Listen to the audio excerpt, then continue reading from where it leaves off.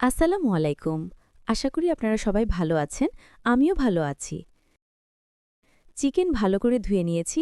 এখন হলুদ, লবণ, মরিচ দিয়ে মাখিয়ে নিয়েছি। তেল গরম করে ভেজে নেব।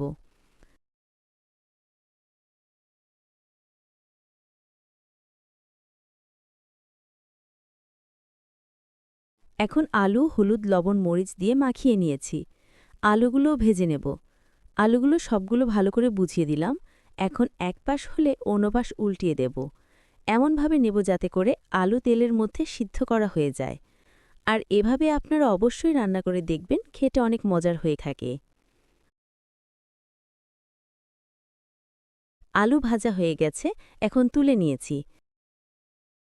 এখানে গরম মশলাগুলো একটু পাটায় পিষে নিয়েছি। গরম মশলার মধ্যে ছিল এলাচ, দারুচিনি, ডালফিরিঙ্গি, লবঙ্গ, গোলমরিচ। এখন আদা রসুন বাটা দিয়ে দিলাম, সামান্য একটু পানি দিয়ে দিলাম।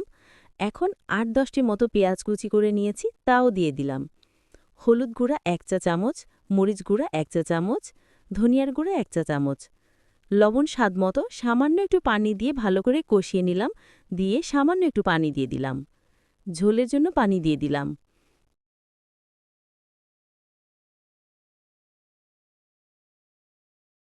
এখন টমেটো সস দিয়ে দিলাম ৪ টেবিল চামচ।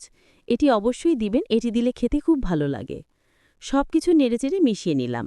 এখন আবার ১ টেবিল চামচ জিরার গুঁড়া, ভাজা জিরা গুঁড়া দিয়ে দিলাম। দিয়ে তাও ভালো করে মিশিয়ে নিলাম।